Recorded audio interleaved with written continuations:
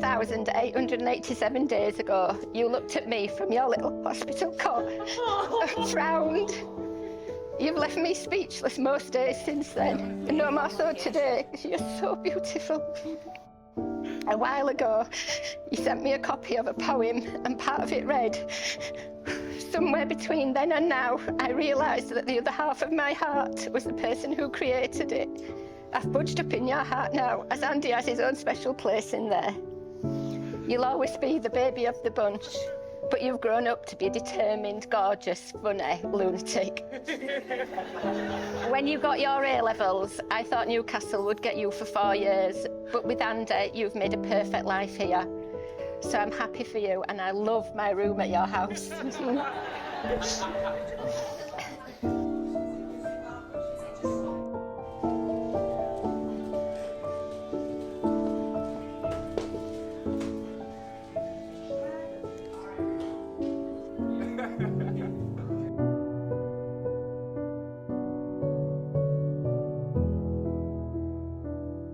Happiness in marriage is not something that just happens.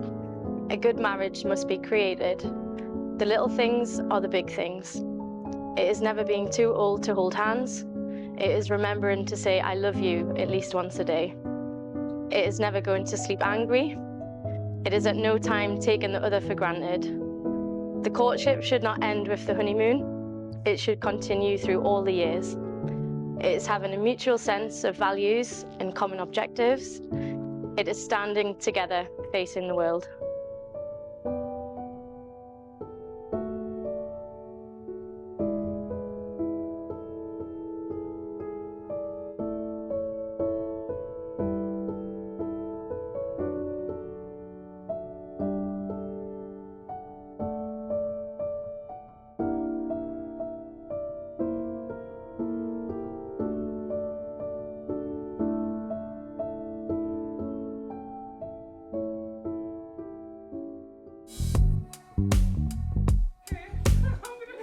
Mine and Louise's story starts in 2019 in Northumberland Uni.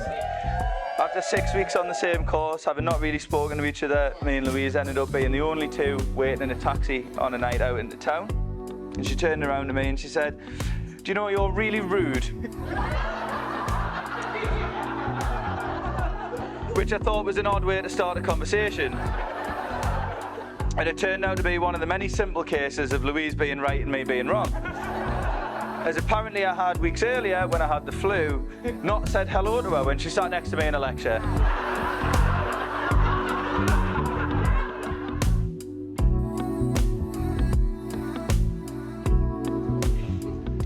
A bit further down the line, we bought our first house, and much like today, Louise's eye for making things look perfect has transformed our little home into a beautiful space, and I'm proud every day of the home that you've built for us. They say that buying a house together and getting married are the two most stressful things you can do. And now that I've done both, I can say that whoever said that has never had to convince Louise that you can't cut a brand new sofa in half to shorten it by 2 feet.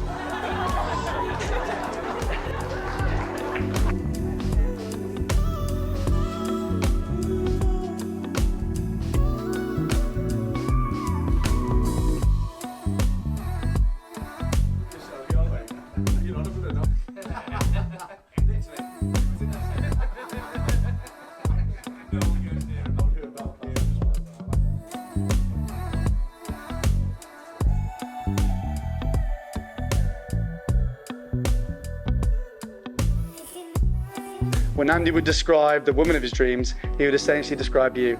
Incredibly warm, gorgeous, fun, caring, with a ferocious sense of humour. Apart from the gorgeous part, you are the female version of Andy.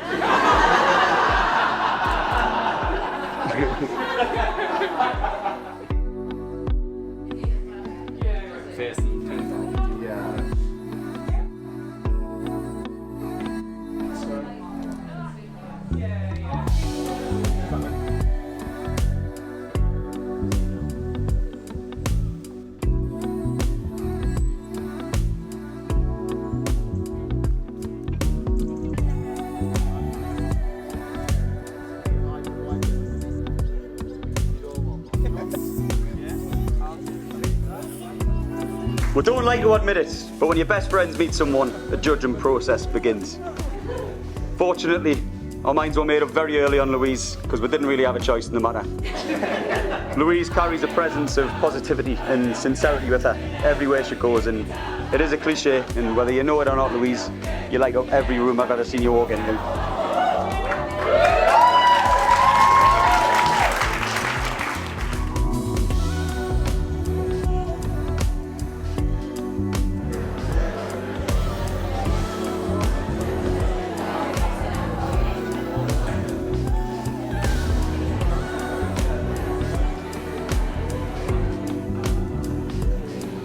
Louise, I promise to support you and to always be on your team, even if we don't agree. I promise that we will always laugh with and at each other. I promise to never take you for granted and to treasure every moment we spend together. I promise to live up to the best version of myself that you always see in me. I promise to be honest and patient and kind. And I promise to love you always, unconditionally, for you. Andy, for the past 5 years, I've tried my best to describe how much I love you, and I've come to realise that words will never be enough. I consider myself the luckiest person alive to have you by my side, and I ask myself every day what I've done to deserve a love from someone as special as you. And although I can't express my love for you in words today, one thing I can say with confidence is that I promise that the love I hold for you will never change. I promise that when times get tough, and I'm sure they will, any problem that you face won't be yours to face alone. You are the most selfless person I know, and you always put my needs and wishes first. Whether that be small gestures like taking me to work in Hartlepool every morning. And as a consequence, making yourself late when you work from home. To grand gestures like our trip to New York, which is a place you promised to take me very early in our relationship. Your selflessness, humour and intelligence are just few of the qualities I love about you, and I promise that my admiration and pride for you will never change. I promise that whatever happens, however monumental or mundane, we will experience those things together. And although I can't promise that I will always know what to watch on the TV or what to have for tea, I promise that wherever we are, we will always be home when we are together. But lastly, I promise to love you with everything I have for as long as I live. We're really now our besties for the resties.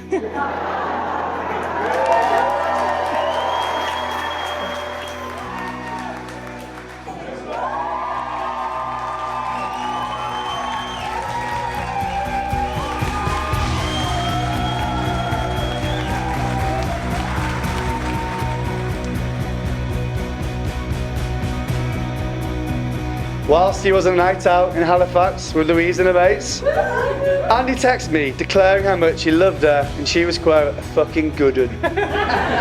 Continuing to tell me he was going to tell her the next morning that he loved her. I advised Andy not to say it yet. Wait out for a bit, to which he agreed. Anyway, the next day, Andy told Louise that he loved her.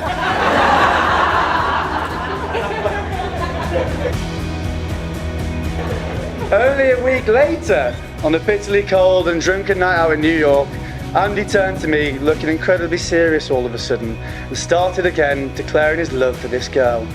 Again, told Andy to take it slow, ride it out, see how it goes. Andy nodded in agreement and acknowledged that I was right. Anyway, 1 month later, Louise moved in with Andy.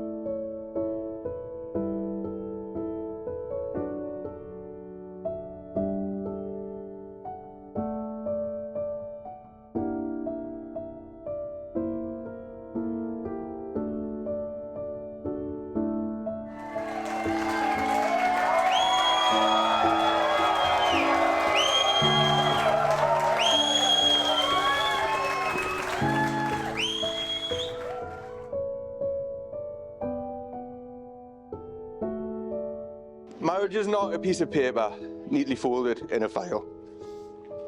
It's two people on a journey they hope will make them smile. Two people courageously placing their hearts out on the line. Two people bravely facing their fears gained over time. Two whole and happy people who want to share their lives, to hold hands through life's lessons and celebrate good times. To have someone who knows us but loves us all the same. Someone who makes us light up by whispering our name.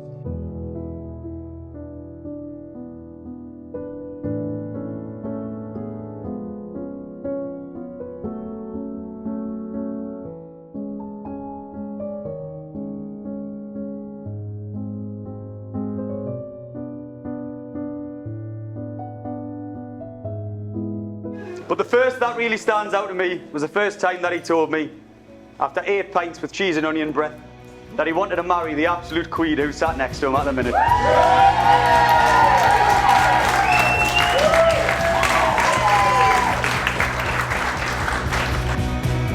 There was a moment when I realised, she'll do.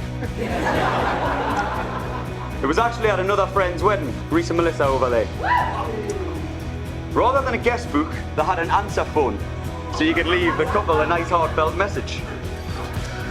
Now, Andy, as he does with most things in life, took this very, very seriously. He stands there for about 8 minutes, meticulously planning his voicemail for Reese and Melissa. And eventually he picks up the phone, rigid as anything. And he's about 3 minutes into this heartfelt voicemail. And Louise grabs the phone off him and goes, "What the?"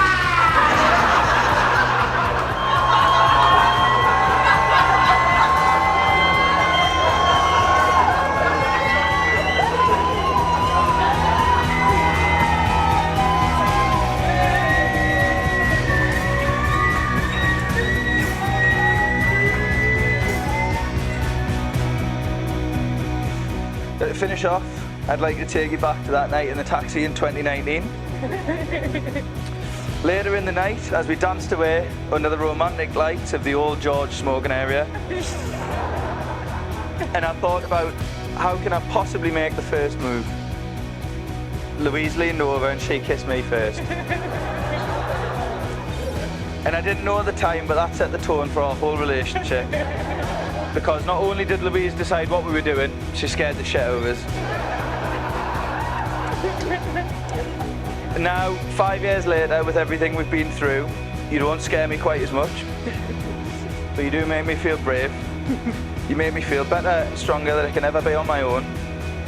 You've made me feel love and loved more than I ever thought was possible. And you do it every day.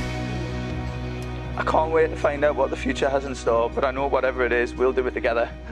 You are literally a dream to me.